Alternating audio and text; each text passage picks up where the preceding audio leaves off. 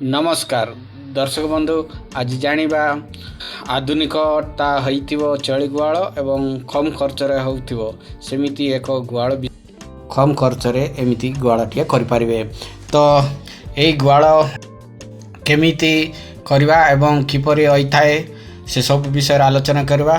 तो आपणक चाषी भाई मो गिरधर आपण जदि न आई चैनल सब्सक्राइब वीडियो को लाइक करा बोलत नहीं। तो डेरी न करे आसंतु संपूर्ण विषय जानिबा एई छेली गुआल केमिति केते कम खर्च रे केमिति तैयारी होइताए। देखि पारचंती केते सुंदर एई पहाच चढ़िबा एवं केमिति टीण ऊपर लगा जाइछि से सब। तो यदि या 10टी चाली रु 15टी चाली पालन करबा कहले एतिकी बा एई गुआलटी पई आपणकर प्रयोज्य अटे। तेणु आपण जदि 10 रु 15टी चाली चाष करबा चाहुचंती तेबे आपणको एमिति गुआलटी करबा को हबो एवं या आधुनिक भाबरे होइताए। तेणु आपणकर छेली निरोग होई रहिबे। देखि पारचंती एई पट्टा जेति अछि या संपूर्ण निजे तैयारी बा निजे काटी तैयार करवा। तो देखंतु प्रथमे आमे एई जो तळ फाउंडेशन को ठिया ऊपर को रखिबा पई प्रथमे हमको 3 फुटिया खाट खंड आवश्यक पड़ताए एवं ता ऊपर को एस्बेस्टर को रखिबा पई या आपण जेतिकी उच्चता कर पारिबे या 15 फुट रु 20 फुट उच्चता पर्यंत कर पारिबे। तो जदि देखिबा हमर एटा 6टी कुंटीर आवश्यक पड़ताए। तो तळ को सेमिति एई पट्टा गुडे को स्टैंड रखिया पई एई जो 3 फुटिया खंभ गुडा को सेई काट आपणकर प्राय 16टी आवश्यक पड़ताए। तो या को आपण प्रति 5-5 फुट रे या पुतिया पड़ता है। तेणु यार लंबा 20 फुट एवं ओसार आपणकर 10 फुट अटे। तेणु यही सब आपण को 16टी आवश्यक पड़ता है यही 3 फुटिया खंभ बा काठ अटे। तो यहीपर भाव में आपण को पुतिया पड़ता है गात खोलिकी तापरे आपण को एस्बेस्टर रखिया पई ऊपर को मध्य एटा 6टी आवश्यक पड़ता है। तेणु आपण कुंटी कहि पारिबे या को। तो कुंटीर 6टी पड़ता है एवं पाटिया को आपण 3टी आवश्यक पड़ता है एवं टीण आपणकर ए पटरू 3टी से पटरू 3टी 6टी टीण अटा 3 बाई फुटिया टीण हेल्ले आपन को 6टी टीणर आवश्यक पड़ता है। तो देख पारचंती एई फ्लोर केमिति सजा जाइछि। आपन को एई 4 कोणिया बा संपूर्ण भाव गुड़ाई रखिया पई आपन को तार जाली दरकार पड़ता है। या को आपन प्राय 10 फुट 20 एवं 5-5 10 30 फुटिया जदि आपन आनिबे या आपनकर 6 फुटिया उच्चता 6 फुट बा ओसार 6 फुटिया तार जाल जदि आनिबे तेबे आपणकर या 3000 खंडे लगिताए।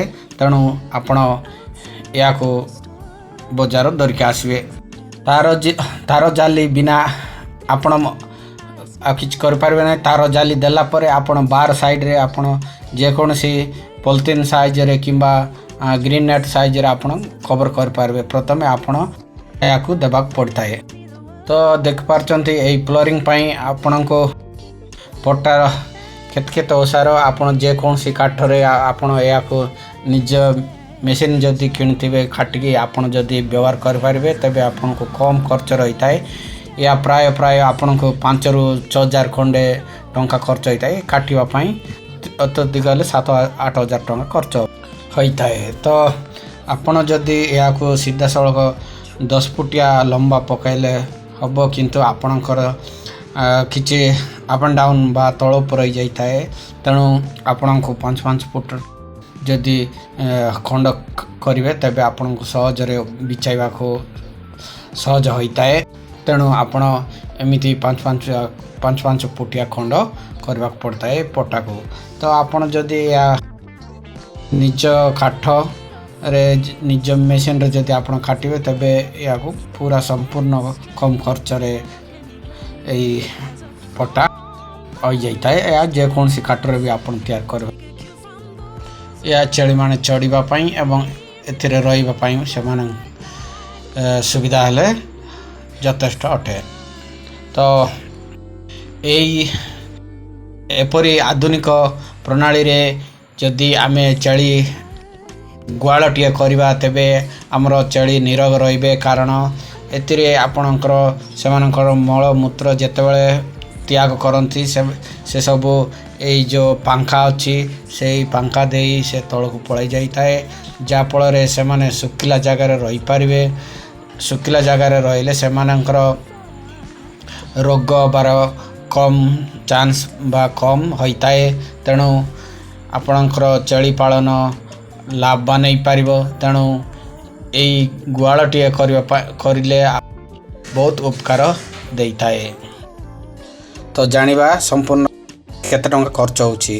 ଆପଣଙ୍କର ଟିଣ 10,000 ରୁ 12,000 ଟଙ୍କା ଏବଂ ଏଇ କାଠ ପାଇଁ ଆପଣଙ୍କୁ 5,000 ରୁ 6,000 ଟଙ୍କା ଏବଂ ଆପଣଙ୍କର ତାର ଜାଲି 3,000 ଟଙ୍କା। ସବୁ ଟୋଟାଲ୍ ଉପରେ ଆପଣଙ୍କୁ 17,000 ଖଣ୍ଡେ ଖର୍ଚ୍ଚ ହେବ ଏବଂ ସମ୍ପୂର୍ଣ୍ଣ ଆଧୁନିକ ଭାବରେ ଏଇ ଛେଳି ଗୁହାଳଟି ତିଆରି ହୋଇପାରିବ। ଭିଡ଼ିଓଟି ନିଶ୍ଚିତ ଭଲ ଲାଗିଥିବ। ଯଦି ଆପଣଙ୍କୁ ଏଇ ଭିଡ଼ିଓଟି ଭଲ ଲାଗୁଛି ତେବେ ଆପଣଙ୍କ ସାଙ୍ଗସାଥିମାନଙ୍କ ପାଖକୁ ସେୟାର କରନ୍ତୁ, ଯାହାଫଳରେ ସେମାନେ ମଧ୍ୟ ଏଇ ଭିଡ଼ିଓ ଦେଖି ଏମିତି ଗୁହାଳ କରିକି ସେମାନେ ମଧ୍ୟ ଭଲ ଛେଳି ପାଳନ କରିପାରିବେ ଏବଂ ଲାଭବାନ ହେଇପାରିବେ। ଚ୍ୟାନେଲକୁ ସବସ୍କ୍ରାଇବ୍ ଏବଂ ଭିଡ଼ିଓକୁ ଲାଇକ୍ କରିବାକୁ ଭୁଲନ୍ତୁ ନାହିଁ। ତ ଆଜି ପାଇଁ ଏତିକି, ନମସ୍କାର।